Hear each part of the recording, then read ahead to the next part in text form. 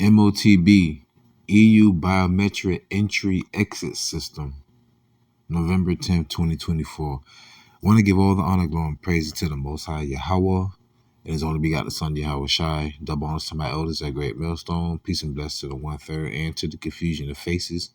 Four corners of the earth, Shalom. European Commission says digital border checks will streamline travel. Some doubt it.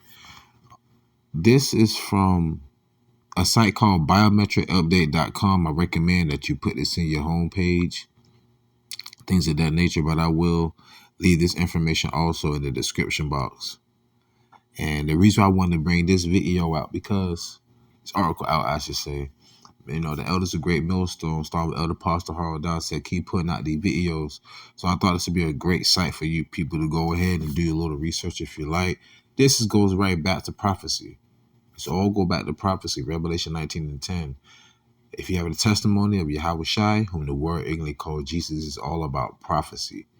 And prophecy speaks about it's going to be a time on the earth where you're going to need to have either a MOTB, a mark, in your right hand or your forehead in order for you to buy or sell. It's already here. It's happening in mass quantities in Sweden, you know, and this is something called gradualism. This is something where they don't just put it out in your face like a lightning bolt. It's like a hurricane, you know. It's a system that you see brewing off in the distance. But when it finally does arrive, it's too late, right? If you didn't prepare for it. In other words, there's no way you could prepare for this other than having faith, because the Bible speaks about if you take the MOTB, that you will be destroyed, right? So we're just the watchmen to warn you of what's to happen. And you got groups out there like IUIC that's saying that taking it is sin, meaning like it's just sin itself. Some said it was sleeping with white women. Some said it was embargo, right? It goes right back to a physical action. But before I put the carriage before the horse, let's get into this article real quick. It says with right here, you see it. It says with the new entry, I'm at the tip top of the screen, y'all. With the new entry exit system, EES, formally scheduled to launch on November 10th, 2024, Europe, this is a whole continent, y'all. Europe will deploy the most modern digital border management system in the world, according to European Commissioner for Home Affairs, Yova Johansson. Remember, the scripture says, never trust thy enemy. As iron rusteth, so shall his wickedness. Why do you think so many foreigners are living in foreign lands outside of their home country? We're talking about people that were living in the Middle East and all the other countries, neighboring countries, for millenniums. Now, all of a sudden, they're being uprooted and moved to another part of the world, as if these EU, these NATO countries give a F and flying you know what about these people. No, they don't. It was to usher in chaos. Now that there is chaos, we need order. So what's going to be that? Well, right here,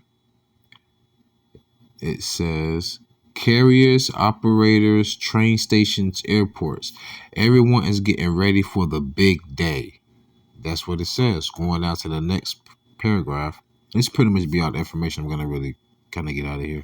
On launch, the EES will replace stamps and physical passports by digitally registering the data of non-EU citizens whenever they enter and exit external Schengen borders, to ensure they don't stay in the Schengen area for more than 90 days in any 180-day period. Travelers will be required to submit fingerprint and face biometrics on their first crossing. Subsequent EES crossings will only require a passport scan at a self-serve kiosk to match the ID document against enrolled biometric data. You see that?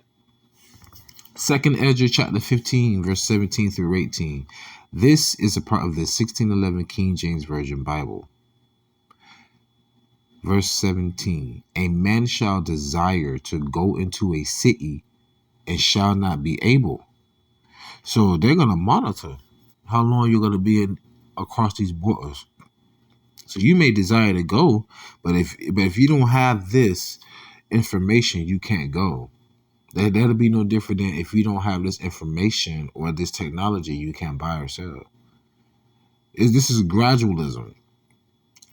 Think about since 2001, I forgot what was the name of the individual.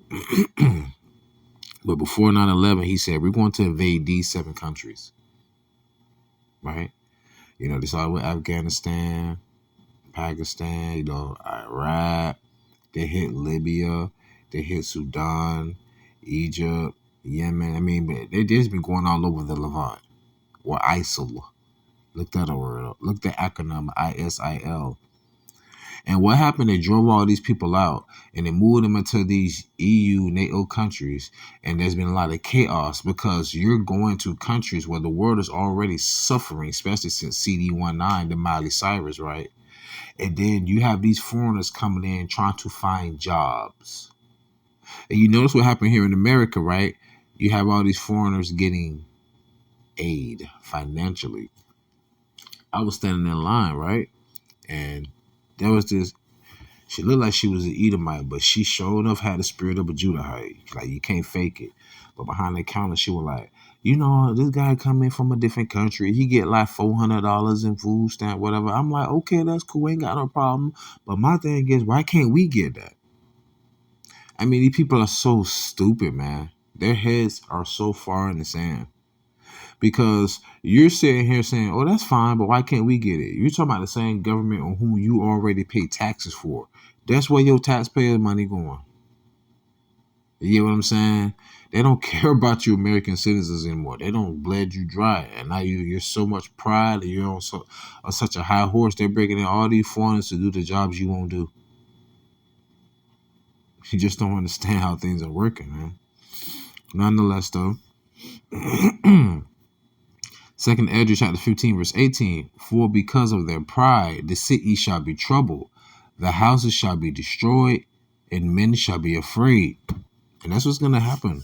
There's going to be a lot of uproar. There's going to be a lot of vandalism. There's already riots going on right now. And there was the brother, I think the brother Lawat, even had mentioned in one of his videos about how Elon Musk pretty much inciting riots over there. And he's like, oh, let's try it over in the United States. It don't take much. You know what I'm saying? Go to a Raiders game. You see what happens out there. Those crazy lunatics at the football games in Cali. Wilding. But the point of the matter is, this is a part of the prophecy. And these other groups outside of Great Millstone, they're not one of the people. They're trying to hold faith so bad. Elder Pastor Hart did a video saying they took a deal for a Happy Meal. I love it. But we know they did. It's so plain, like the scripture says, it's plain to the righteous, but it's a stumbling block to the wicked. But it's not a stumbling block to them who know. It's a stumbling block to those who don't know. Because Elder Apostle Bar said this before, and it stuck with me. In order for you to tell a lie, you must know the truth. You will bow down before me. Indeed. And IUIC's head, Bishop Nathaniel, he knows the truth, but he's telling lies to save face and to keep that money coming in.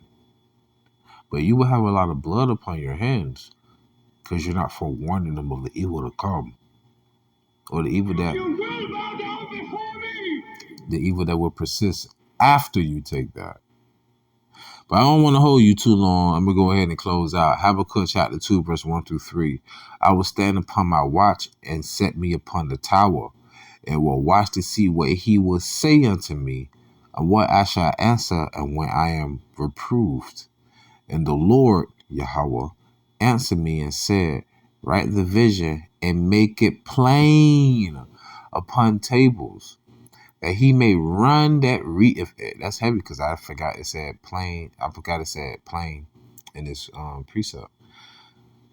And that's what we did. This is plain to the righteous, and we ran with it. First time I heard this truth, man, in 2000, first time 2009, 2010. Man, I was like a young lion. Young lions are not skilled in patience in hunting, right? So I was striking everybody. Not like fighting, of course, not smiting people, but like, hey, we Israelite, we the Lord people, yada, yada, yada. Then as you grow, you start to realize, oh, the Lord blinded them. It's not for them. But we ran with this, and we've been running ever since. Because we're watchmen, we're on our tower, right? Verse Habakkuk chapter 2, verse 3. For the vision is yet for an appointed time, but at the end it shall speak, and it's speaking loudly now, and not lie. Though it tarry, wait for it, because it will surely come, it will not tarry. And you can see it right here through gradualism, right? So with that being said, pray you was edifying, fed, stay in the spirit, don't fear it, just endure it. Ask for forgiveness, pray without ceasing, stay humble, remain diligent. Kwama Allah, Shalom.